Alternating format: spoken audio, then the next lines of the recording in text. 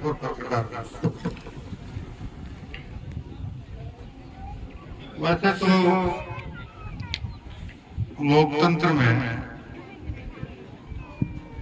पंचायत राज की अवधारणा इस सोच के साथ की गई थी कि लगभग 1200-1300 साल पहले हमारा देश पूरी दुनिया में हर क्षेत्र में सबसे आगे था और सोने की चिड़िया कहलाता था। उस समय की शासन व्यवस्था में जो महत्व उस समय की लोगों के समूह की पंचायत का था और जो अपने गांव के बारे में, अपने राज्य के बारे में, अपने परिक्षेत्र के बारे में सदैव सकारात्मक चिंतन करके निर्णय किया करते थे। उसी सोच के साथ हमारे देश में विधिवत रूप से पंचायत राज की अवसंरचना राजस्थान से के नागौर से शुरू हुई थी। लेकिन मुझे ये कहना कि बच्चा को गेल का 40 वर्ष में ज्ञान वो नाम निकले जाना, वो शायद उस जमाने में नहीं निकला। अभी भाई धर्मपाल ने भी कुछ बातें कही, इन्होंने भी कुछ बातें कही। मायापुर से पहली बार मैं अचंभित हुआ कि आजादी के 73 साल बाद एक दलित महिला किसी ग्राम पंचायत की सरपंच बनी। 2 पंचायतों को मिलाकर नगर पालिका बनी। नगर पालिका बनने पर अध्यक्ष घोषित हुई, वार्ड पार्षद घोषित हुई और अपने आप को क्षेत्रीय कहने वाले पार्षद अगर एक महिला को ये कहें कि ज्यादा बोलेगी तो तेरी जबान खींच लेंगे, तो मुझे तो उनके क्षेत्र को भी परसेंटेज लगता हुआ दिखाई। और इतना कुछ होने के बाद जब मेरे हिसाब से तो इतनी बात होगी तो नगर पालिका पौंप और बुढ़ापे परिक्षेत्र के सभी नागरिकों को इसकी जानकारी हुई होगी और कहीं से भी मुझे ऐसा लगता है कि विरोध का स्वर नहीं होता। जो सही बोल रहा हूँ, हमने क्या किया, कभी किसी के मन में विचार है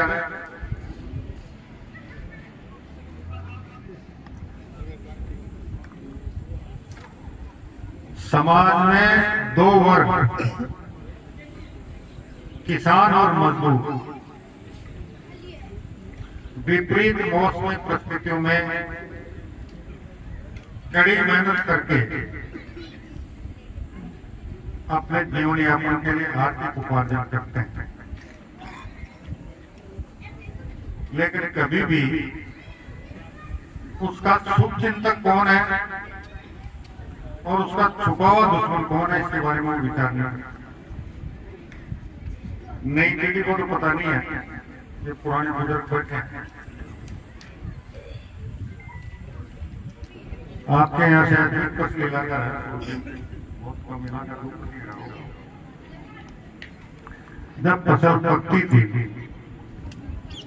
फसल कटती थी,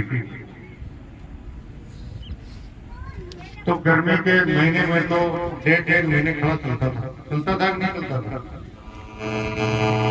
और अभी वाली जो बरसात वाली फसल है उसका भी खड़ा 15-20 दिन चला था। सारे काम हाथ से होते थे, बैला घाट हो रहा था, पेट दऊ करता ले जाओ को सिस्टम अलग दो। रात में सही कर आते उल्टी के एक कार लगा रहा था। बुलेट को तो देखिए कार लगाता है, कौन लगाता भाई है? क्या के लिए लगाता कि कोई शेरियो मारी रास मासू नाज नहीं छोड़े, करता कौन करता। और आज ठाके तैयारी में जगह शेरिया याग जाते बाका मारा में ठाके दिमाग में कभी कोई पसंद नहीं। तो हमारे बुजुर्ग तो कितने हमसे आगे थे और हम अपने आप को आधुनिक और ज्यादा पढ़े लिखे कहते हैं, वो कितने पिछड़े। ये बात क्यों कह रहा हूँ, मैं अभी बात चली थी पेयजल की, सिंचाई का पानी। खैर आपके यहाँ तो 40 साल से यमुना का पानी आ रहा है, यमुना का पानी आ रहा है, कई चुनाव लड़े गए और यमुना के पानी पे आपने वोट को डाले। किसान और मजदूर के बारे में 1947 से लेकर 1977 तक एक पार्टी का एक शब्द था पूरे देश में। किसान और मजदूर के हित की 20 साल के आप एक भी योजना बता दो, किसान कल्याण योजना उसमें बता। पहली बार 1977 में उस पार्टी को हटाकर कई पार्टियों के गठबंधन से जनता पार्टी बनी। देश की जनता ने जनता पार्टी को बहुमत दिया, सरकार बनी। एक किसान नेता हुआ करते थे चौधरी चरण सिंह, वो भारत के वित्त मंत्री बने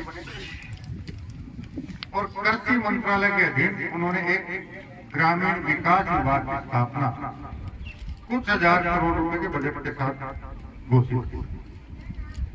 वो आज ग्रामीण विकास मंत्रालय का लगभग 6.5-7 लाख करोड़ रुपए सालाना बजट वाले मंत्रालय के रूप में तब्दील हो गए।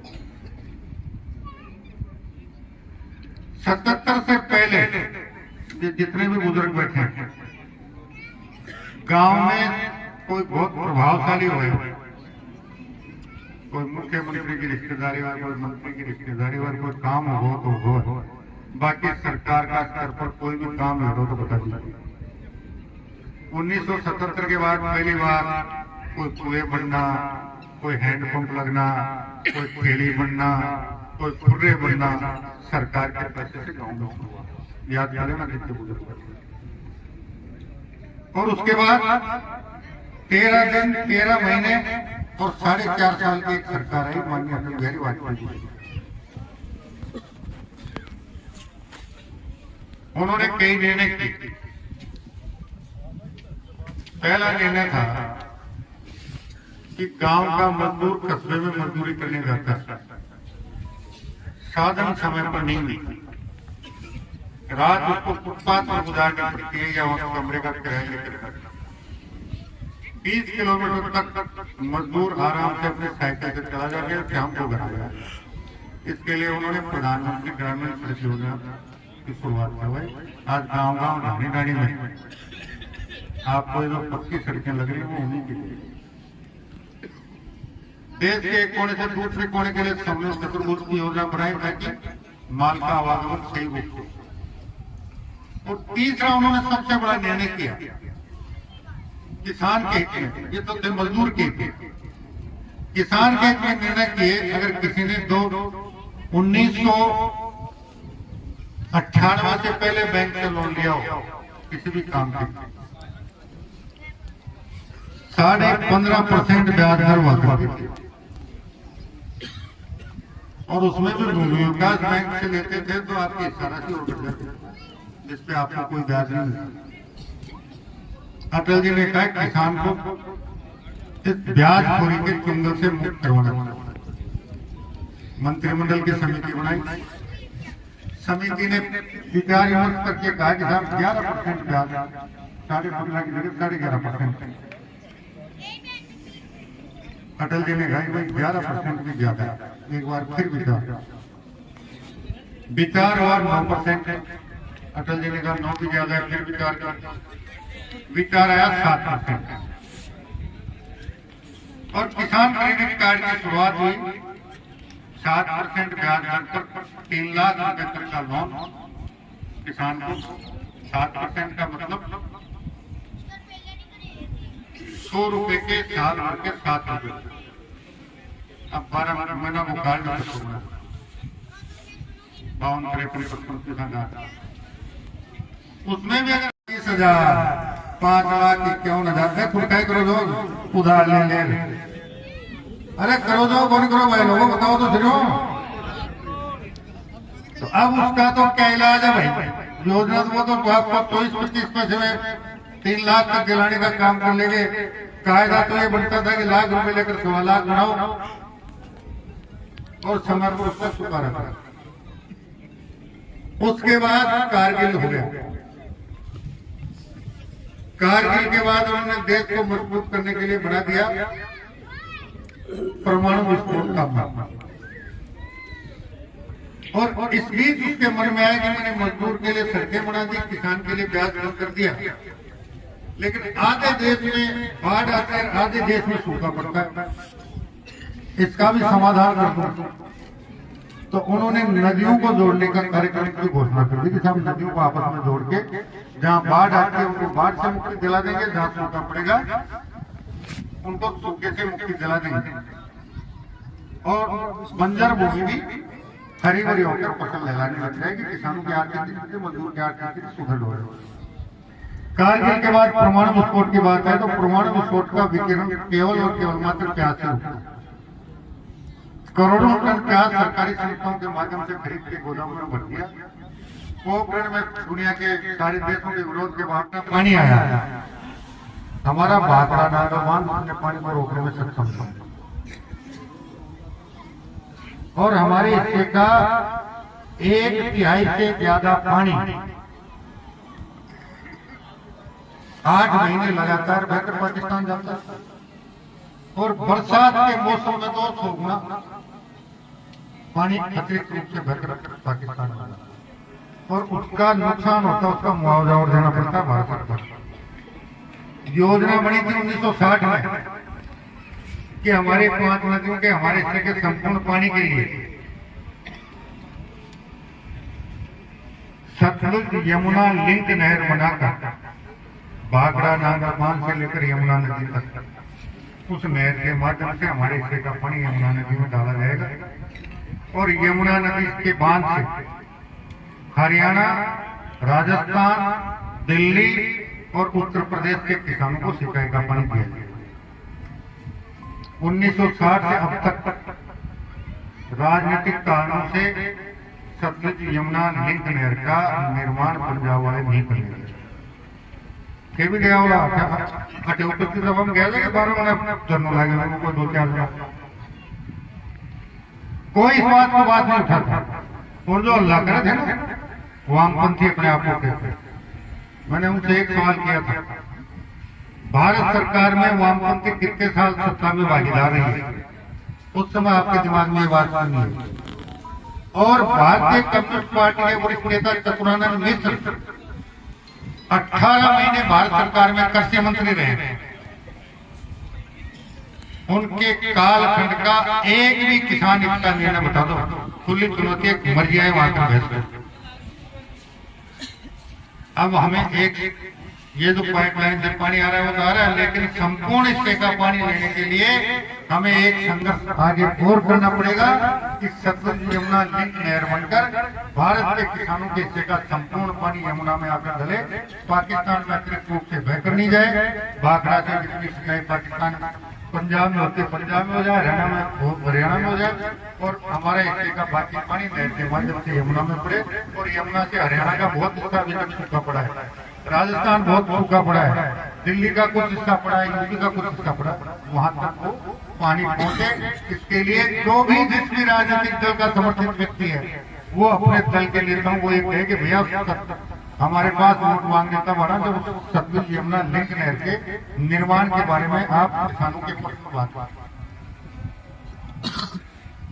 अगर इतनी सोच बना लोगे तो आपका भविष्य सुखमय होगा और इतनी सोच नहीं बनाओगे तो दुनिया रगड़ का लाग दुनिया रगड़ का लाग आपकी जिंदगी काट लीजो। एक कहावत है पूरी दुनिया के उसको एक बार भगवान शंकर और पार्वती धरती पर उतर कर आए थे, वो भी हाथ में उतर चले गए क्या सुधार क्या दिया क्या भैया मैं भी को बोलो वो नहीं कर सकूँ याद है कोई मूल्य याद है नहीं बता दीजिए बाकी मैंने एवढा कारण। तो मैं निवेदन ये करना चाहता हूँ, जिस दिन आप खापरिया चोर को नहीं समझ पाओगे और आपका हितैषी कौन है उसकी पहचान नहीं कर पाओगे, तब तक दुनिया में कोई ताकत नहीं है जो किसान और मजदूर दोनों वर्गों का भला कर सके। और तीसरी बात एक और सुन, वैसे तो कहते हैं कि भारत सर्वाधिक युवा आबादी वाला देश है, किशोरों की संख्या भी बहुत है। लेकिन हालात क्या है समाज में, कभी ध्यान दिया है क्या? परिवार पे भी ध्यान देते हो क्या? 13-13, 14-14 साल, 15-15 साल, 16-16 साल का टाबर क्या का कारनामा कर जाए तो कभी ध्यान दे देंगे? कारण क्या है? परिवार के मुखिया होने के नाते, पिता होने के नाते, दादा होने के नाते, ताऊ होने के नाते, काका होने के नाते, बड़े भाई होने के नाते परिवार की नीचे भावी पीढ़ी के प्रति आपके जो कर्तव्य और दायित्व बनते हैं उनका सही प्रकार से निर्वहन नहीं कर पाते। कोई भी इस बात पर ध्यान नहीं देता कि हम हमारी आने वाली पीढ़ी को अच्छी शिक्षा, सत्शिक्षा, सत्संस्कार कैसे दें। टाई लगा के स्कूल छोड़ दिया, बस में बिठा दिया, 7 घंटे स्कूल में रहा, बाकी 17 घंटे वो कहाँ रहता है, क्या करता है, किसकी संगत में रहता है, कैसी उठ बैठे, कैसी बोलचाल है। कोई माँ बाप करे, कोई मुखिया परिवार का मुखिया करे, कोई माँ करे, ये बात पर ध्यान देवा को टेम ही बोले। और उसी का परिणाम है हमारे किशोर और युवा आबादी का लगभग 1/3 जिस प्रकार के रास्ते पर चल रहा है वो ना सबके लिए सुखदायी है, ना परिवार के लिए सुखदायी है, ना समाज के लिए सुखदायी है, ना राष्ट्र के लिए सुखदायी है। इसलिए मेरो हाथ जोड़ निवेदन हो है, राजनीति तो बहुत करना लगे, लेकिन एक तो खुद को करवाओ, जनतो जना इन्हें थोड़ा सा कम करो। और वो एक रड़क एक ही रड़क कार्य करो, ये रड़क आड़ा खिलाने थोड़ा सा मैं पूरा कंट्रोल कर लो और खापरिया छोड़ने रितेश ने फर्क बहुत समझ लो और आबादी पीढ़ी में संस्कार तो की शिक्षा दे वो स्टूडियो जना तो खांसे को बुढ़ापो और ताकि आबादी पीढ़ी को भविष्य भी सुविधाएं हो और नए खाकार सरकार चला जाए। इन शुभकामनाओं के साथ उम्मीद करूंगा बात चौकी लाएगी।